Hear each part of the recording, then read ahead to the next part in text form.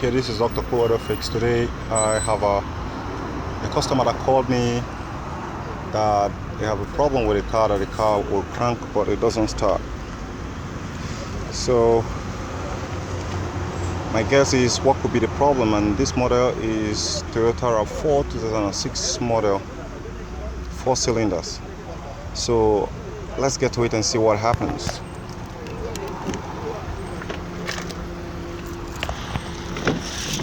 Okay, here, just to confirm what she said, that the car will crank but it doesn't start. So I'm gonna be putting the key in the ignition and show you what you got to look out for when you got a problem like this, especially with Toyota, especially this very model, this Rav4. So put the ignition on. Okay, what we're looking out for here is a fuel gauge, and the fuel gauge is going just about a quarter a tank. So let's try to crank it up and see if it will start. It won't start. Let's crank it again. It doesn't start. Okay, this time I'm gonna off the ignition, then pop the hood open. The first thing we want to be checking when we pop the hood open is going to be to check the fuses.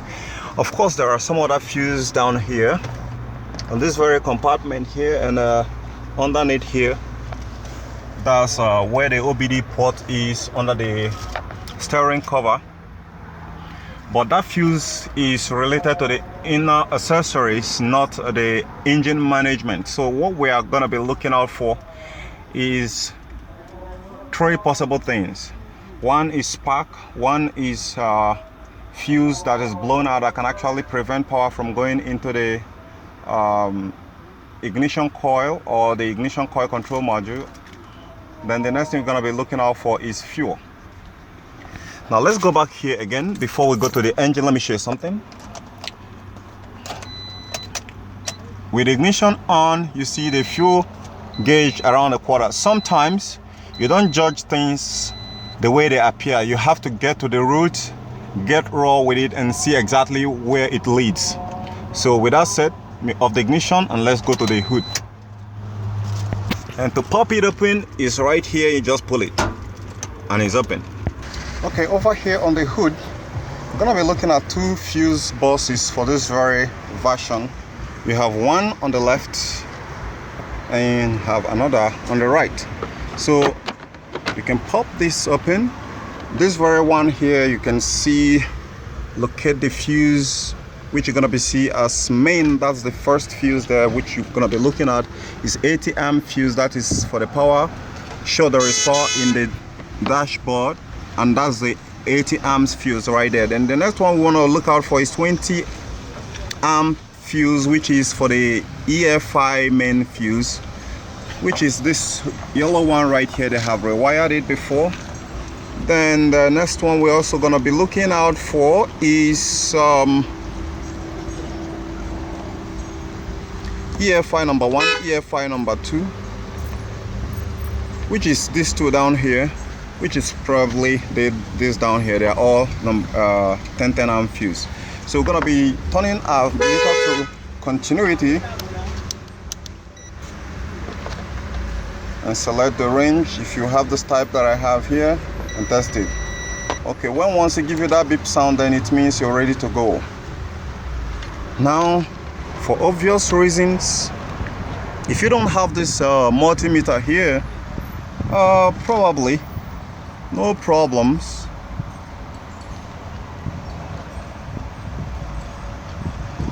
Like seriously, I have a and F fuse here that is missing here, but I don't think that fuse is going to be able to cause this problem, because she said she just drove this car down here. So for obvious reasons, I have checked this fuse, and in my opinion they are intact. So what is the next thing I'm going to be checking is going over to this very fuse here, press it on the top here and pull it out straight. Now this one here have just one ECU 5 amp fuse, sorry, 7.5 amp fuse, which is gonna be this red fuse right here. So you test it with your multimeter and check if the continuity is okay, then you're done. The rest other fuse that is on this side and relay is for the radiator fan. Then you close it. Now the next thing that we're going to be checking before we go further is to check if this car is supplying fuel. Okay, now for you to actually know where the fuel is coming from, most times it could be very hard, but if you look down here, this here is something which I was teaching about on my previous video recently, about which is the pressure regulator. So whenever you see this pressure regulator and see the injector, the fuel line, that the intake fuel line actually goes there. So when you trace it, it comes out to here, and that is it right there. Now it has a yellow button which you need to push it really hard, push it, then pull it out. All right, now you've pulled it out. If you have someone that is working with you, someone who is going to need you to crank the engine, that's going to make it to go very much more faster. But if you don't have anyone who is going to help you to crank up the engine, I want to show you the trick which I use if I'm the only one, like I am today, trying to troubleshoot this very issue right here. So the first thing we're trying to eliminate is to make sure that fuel is coming into the system, then fuel, spark, then power to the ECU. So let me show you that trick real quick. Okay, this is going to be the trick which I'm going to be showing you. A simple hose like this that is going to be able to fit into that fuel supply pipe right there that you can see over here. All right, so we're gonna fit the pipe into it. When we fit it, then we're gonna channel it into anything like a water can like this. For this very model, there is something you have to understand.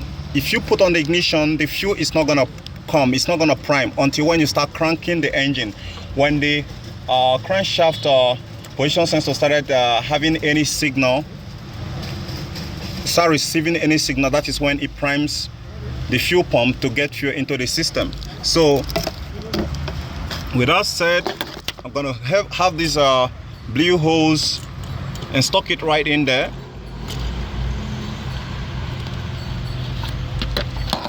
Stuck it very well so it doesn't pump fuel outside, but let the fuel be poured into this can like this. And you want to keep it in a safe place where it's not going to pour on the exhaust manifold. So let's keep it here. When we keep it here, what we're going to do, if it's only you, you're going to go inside and crank the car. So let's go inside and crank the car. Then we come back, we're going to crank it like 3 times. Then when we crank it like 3 times, we're going to check if there is any fuel that is dropped in that can right there. So I put on the ignition on, and I'll crank. 1, 2, 3. Okay, if there is a fuel inside this very car, you should be able to leave some, even if it is little. So if there is no fuel, we're gonna get some fuel into it. Then we'll get some fuel into it. We'll try it again. If it doesn't, then we have to, then there could be problem with the fuel pump or fuel relay. But we can jump into that conclusion until when we take a look at the fuel can, the can which we use to actually collect some little fuel right now. So let's go over there. Okay, here we go. There is no single fuel. So most likely there could be no fuel inside the tank, or maybe the fuel pump has failed, or maybe the fuel relay is not active. But those are actually here. The most common thing that could actually be possible is that there is no fuel inside this car. So let's forget what the gauge is giving. Let's get fuel into the car first. Okay guys, I just got some fuel into it. So right now, let's crank it again and see if that my trick works, and see if the fuel is gonna respond and come over there. So let's gonna crank it like maybe once or twice if there is fuel in it. Okay, now the fuel gauge has shifted better.